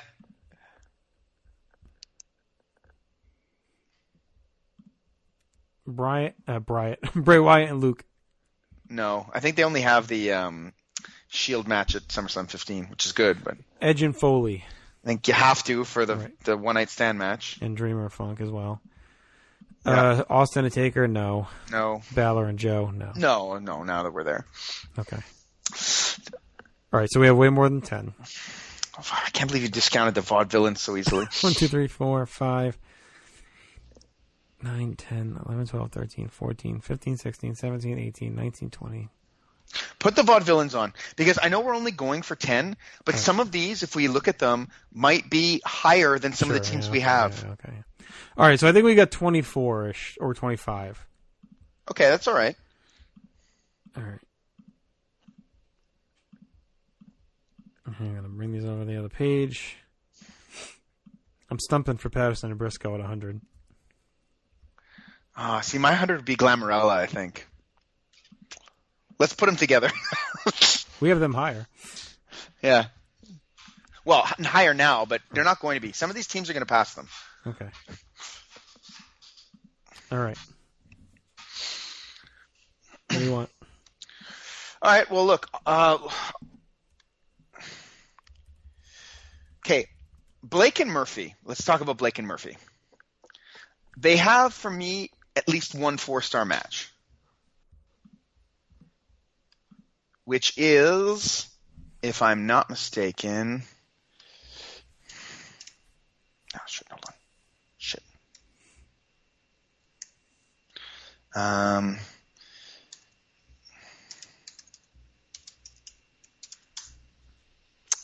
It's a tag. It's the losing my train of thought here. They have this is great radio right now. Me mumbling over myself. Okay, sorry, it's not 4. They have a 3 3/4 star match with the Vaudevillains take over Brooklyn. And I think they're also really important to the kind of the beginning of the tag team scene changing in NXT. So that's why I think actually the Vaudevillains are not kind of a throwaway team. Like they're not – I don't think they're top tier, but they might sneak in kind of. So let's do Blake and Murphy first, because I think they probably deserve to be above the 1, 2, 3 Kid and Jannetty, probably ahead of the Headbangers, ahead of the Bushwhackers. That high? Yeah, because these are the teams. Because look, when we're saying that high now because we have them at like 65, 66, right? Mm-hmm. But like we have like 6 teams that we have to research that are probably going to finish ahead of them, right? We have other teams in here that are probably going to finish ahead. We have other research teams, so like 66 actually doesn't become that high. Okay. 66 ends up being like 86, right? By the time you're through. So, like, I'd probably have them ahead of the Headbangers. I don't know if I'd have them ahead of the Bushwhackers. I mean, on match quality. All right, leave it there for now. Yeah. All right. Who's next? Pick somebody. Jericho and Owens. Okay. Not in the same tier as the other big teams, right? No. Great breakup. They had Yeah. a fun match at SummerSlam with Enzo and Cass. Yeah. I think that's like around 3, though. They top out around 3. Mm-hmm. So they're probably in the vicinity of like Blake and Murphy. They're more important than Blake and Murphy. Right. Kind of in this Jericho, Christian, Goldust, Booker group. Kind of similar. Maybe ahead of Jericho and Christian. All right, I'll put them right here after the Dream Team. Ahead of Jericho and Christian, though, right? All are. At 60. All right. You want to do it? Should we put Shawn Diesel, Razor Kid in that group with the other ones? Yeah. The Power Trip and all them? Yeah. And is their match better than Angle, Rousey, Triple H, McMahon? I don't think so. Okay. Is their match better than the two-man Power Trip? I don't think so. No. And they also have other stuff.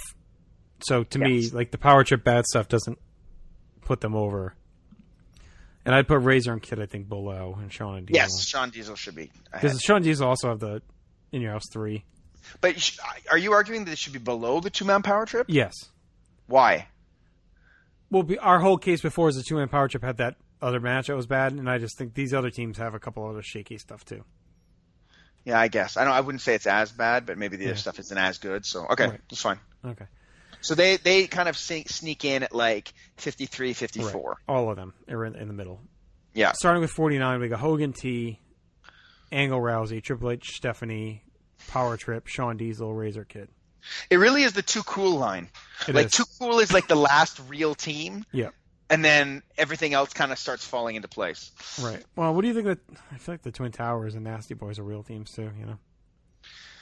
Yeah, I would agree. But do you put them ahead of the? We agree. We thought right away that these teams were more important than them, right? No, I agree. All right. Money Inc. They got to be in here.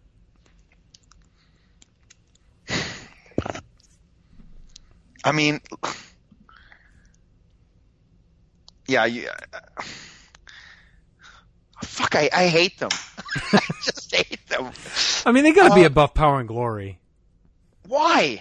They meant something to the division. I mean, they were Power champions for a while. They main evented a Mania. They didn't main event. You're counting that as a main event? It was hyped as the main event. Yeah, but it was a piece of shit match. Like, Power and Glory has nothing nearly as bad. Money Inc. did more harm. Well, I'm not going to make this argument again. They suck. But, yes, they were more important. All right, how about the Funks? Fine. Okay. The Funks are a better team. So they're at 76 right now. Yeah. Below Strong and Dunn. And ahead of the Funks. All right, for now. Don't move it around. For now. All right, Piper and Orndorff. Okay. So, Why are they getting fucked in this Hogan T stuff? Because it could have been Piper and Orton. It could have been Piper and almost anyone. Okay. So I'd argue it could have been Hogan and anyone. No. Yeah. Mr. T is extremely important to that team. Like he's the celebrity, right? If like, it's Hogan and Snuka versus Piper and Orndorff, you don't think it's as hot? No. Okay. I mean, it might be as hot in the building, but I don't think Hogan Doesn't mean and as Snuka, much. Yeah, they don't Okay. host Saturday Night Live. He can't speak English, according to Vince McMahon. Yeah, that's why I think, like. So you don't have them on at all? No, I think they should be on. I don't know if they should be in this cluster. Okay. I mean, they have other instances where they team together, right? Yeah, not much though, because they pretty much right after Orndorff turns face, pretty much. Like, are they ahead of the Twin Towers? Do they dance? They do not dance, and no, I think the Mega Power stuff outweighs. But I don't think the Islanders have anything as big as them. Right, but the Islanders are way better in the ring than them. Mm-hmm.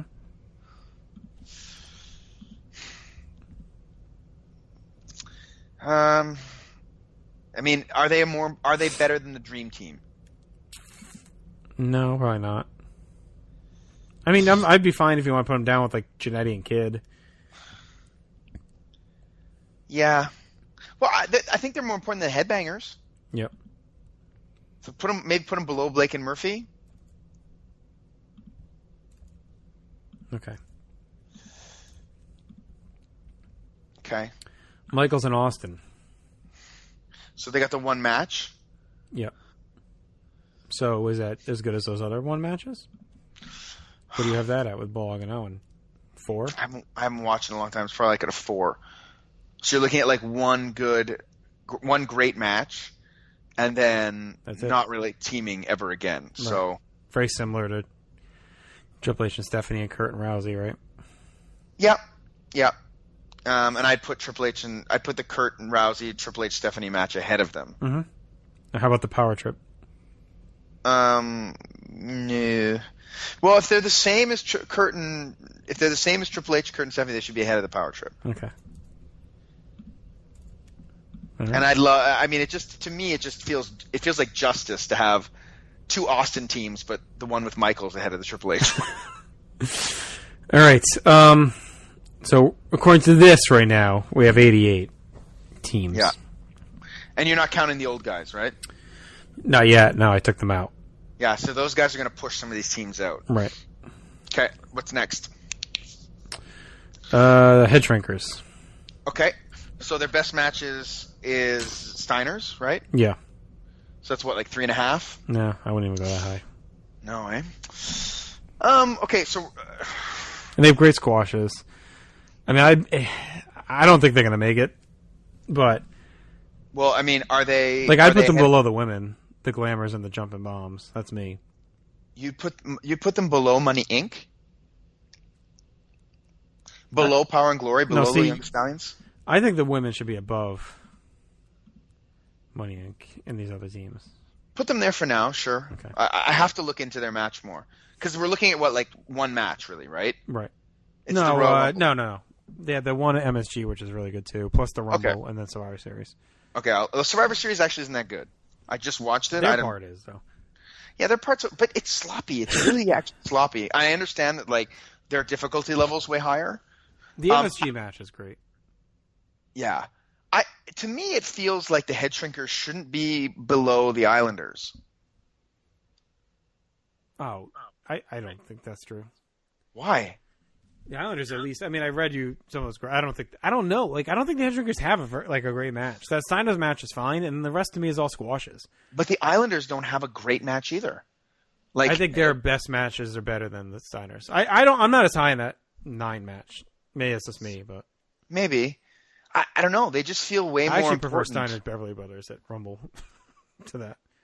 Steiner's Beverly Brothers. Oh, really? Yeah. But that's just a squash, an extended squash. I don't know. Like, they feel way more important to the tag division than the Islanders were, too. Like, I like the Islanders more. Like, I like them more.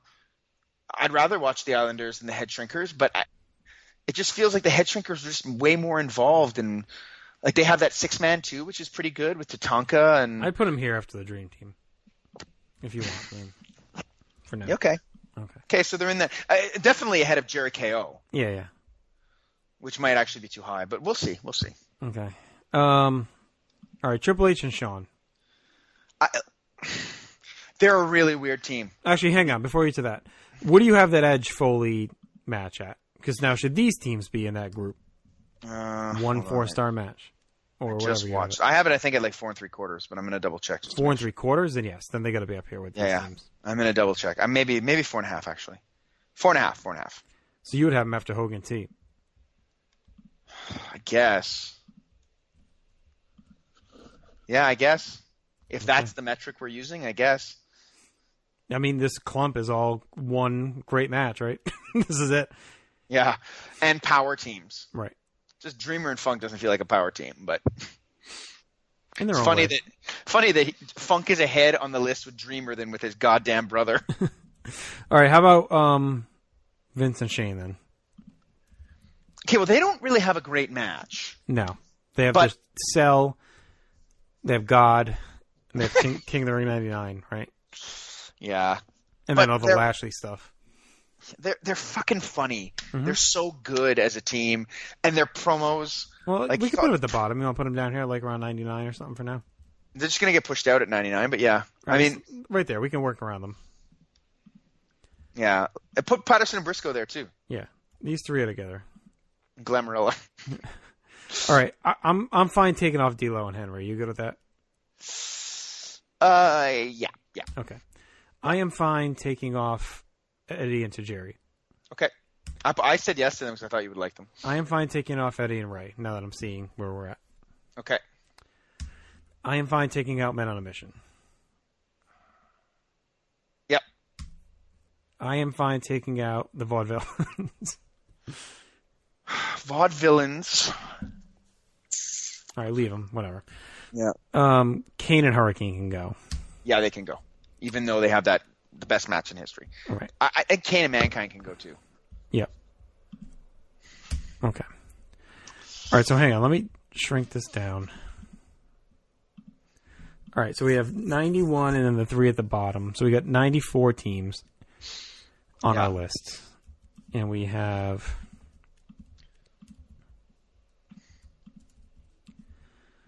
All right. 1, 2, 3, 4, 5, 6, 7, 8, 9, 10, 11, 12, 13, 14, 15 to fit in.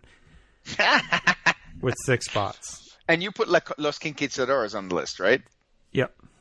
Yeah, but you actually have how many spots? 1, 2, 3. Yeah, 6 spots for 15. Yep. I have Conquistadores, Vincent Shane, and the Patterson and Briscoes, the last 3 right now. Okay. All right. Yeah. Orton okay. or Wyatt can go. Yes. Okay. Yes, for sure. Okay, and then we have the old teams. Yep. Okay, what do we do with Triple H and Shawn Michaels? I think they can go. Because there's an argument to be made to do, and then are we getting rid of the Brothers of Destruction as well? Yeah, there's so much bad stuff. Yeah, and Triple H and Shawn Michaels hurt. They both teams hurt the tag division on numerous occasions. Agree. I'm good with that. Yeah. All right. I just don't see the Vaudevillains making it with all these other teams. Because I'm looking at who you would knock out, and Carlito Masters is like the only one that really jumps out at me. Well, look, I mean, I'm going to move them to this maybe spot. The Vaudevillains have better matches than Carlito Masters, better matches than the Killer Bees, better matches than Volkov and Sheik, probably better matches than Stud and Bundy. They have better matches than Money Inc., although they're not as important. Okay. They're way more important than Glamour Girls and Jumping Bomb Angels. So, that's where it becomes kind of tricky with them. I just think we have these older teams have to go in there. Yeah. I think we already cut the ones that can't. So we're just going to leave room. That's all. Yeah. I think Authors and Pain go. I'm sorry. Yeah. They just It's not there yet. How do you factor in those war games? They weren't in the second one. So, okay. All right. Fine. Miz and Sandow can go as well. Yeah. Just a great comedy team. Okay. Enzo and Cass. I mean, you know my thoughts. I wouldn't rank them. I wouldn't bump any of these teams for them. That's me. To me, they should be around Blake and Murphy. Because they were just as much as Blake and Murphy and were important to the tag and the Vaudevillains and whatnot. Enzo and Cass were the popular team in that. They were the New Age Outlaws of that division. All right. So we don't put them above the Vaudevillains? Put them above the Vaudevillains. I'd put them ahead of Strong and Dunn. But Strong and Dunn might just be too high. And I'd probably put them ahead of the Glamour Girls, Jumping Bomb Angels. All right, right there. Okay. All right, so we got 1, 2, 3, 4, 5 spots. 1, 2, 3, 4, 5, 6, 7, 8, 9 teams. I think Carlito Masters go. Okay. And that pretty much leaves our old teams. So we got 8 teams. So who are they going to bump? We're going to not bump off.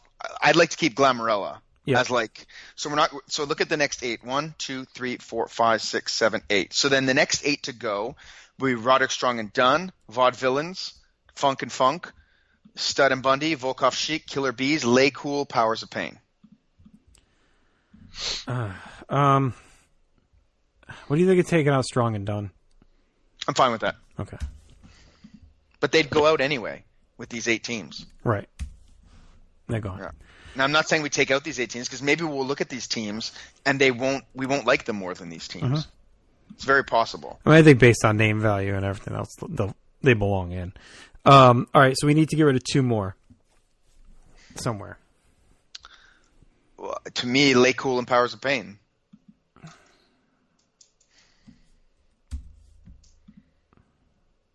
I mean, unless you want to keep Lake Cool and get rid of like Stud and Bundy. Yeah. What does Stud and Bundy have? All they really have is that. All they really have is that the Halloween Science main event match and the haircut, right? Unless I'm missing stuff. I know what we can get rid of. Jericho Christian. Enzo and Cass. Enzo and Cass have a better match than Jericho and Christian. How about the Conquistadors? I'm not glued to the Conquistadors. If you wanted to remove them, they're just. I rather all the other teams as vanity picks. Right. Okay. Like for me, my vanity pick was always Glamarella. Glamarella for me was always the fun one. Like to put it 100. We'll put them at 98. Ahead of Vincent Shane and Patterson and Briscoe. Patterson and Briscoe like the perfect 100. Pure comedy. Served their role well. I mean, I don't know why Lake Cool's in there, but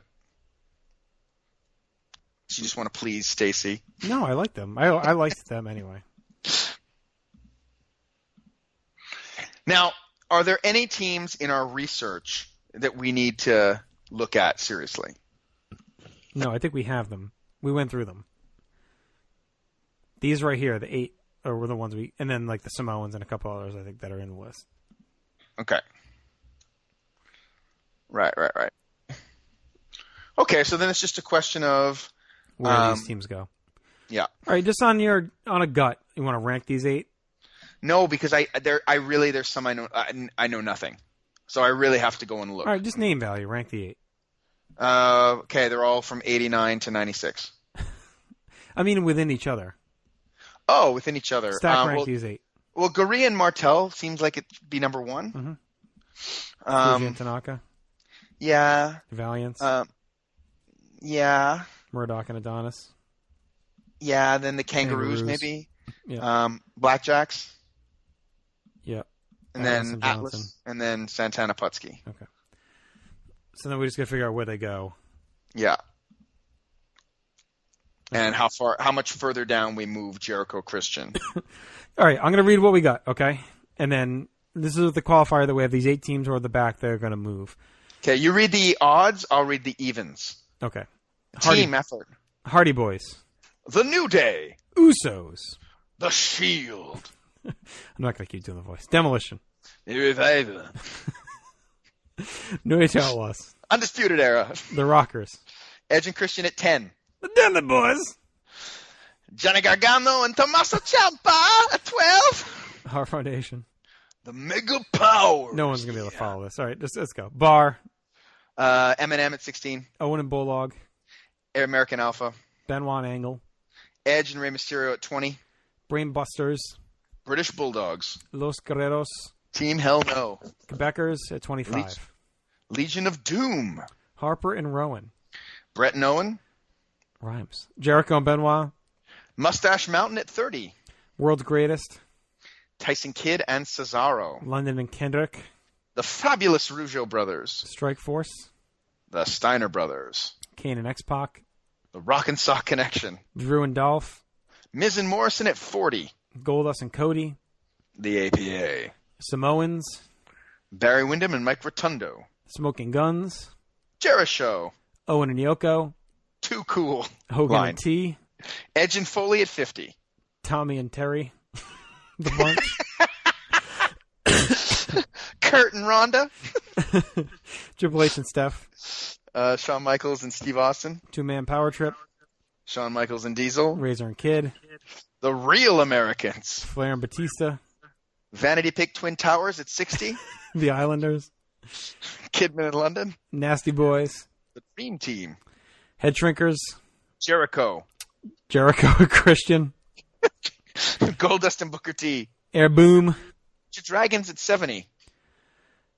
Billy and Chuck. The Bushwhacker. Blake and Murphy. Roddy Piper and Paul Orndorff. The Headbangers at 75. Marty Jannetty and the 1-2-3 Kid at 76. Power and Glory. Young Stallions. Colossal Connection. Enzo and Cass at 80. Glamour Girls. Jumping Bomb Angels. Money Inc. Vaudevillains at 84. The Funks. Biggs, John Studd, and King Kong Bundy. Volkov and Sheik. Killer Bees. All right, then we have our glut of 8. Gorilla Martel. Fuji and Tanaka at 90. Valiants. Dick Murdoch and Adrian Adonis. Kangaroos. The Blackjacks. Atlas and Johnson. Tito Santana and Ivan Putski. All right, 97 we have Lee Cool. 98, Glamorella. 99, Vincent Shane. And 100, Pat Patterson and Gerald Briscoe. All right, so, again, qualifiers, we're going to take some time and try and watch a few matches of these 8 and determine where on the list they'll be. So this is not our final list, but these are our 100 that we're going to go with. So it's just going to be in some order. You know, the majority are there. I don't see any of these teams getting it leaking into, the top, I don't know, 30 probably. No. Okay. Now, if you're listening and you think we've really missed someone egregious Yes. that we haven't talked about, let us know and we'll give it consideration as well. Yep. Okay, so that's our 100. Why don't we plan? I think our next episode will probably be a normal No Holds Barred, That'd be where nice. we just talk about. We'll do a segment like we used to, and we'll just kind of reveal where we are with those teams to do research and any other ones that come our way. So Yeah. we'll give our final list edition. Yeah, that works. All right, I'm done with you. Well, now we're going to rank the Survivor Series from 1999 to current day. Fuck. Okay, goodbye. Goodbye. Dookie.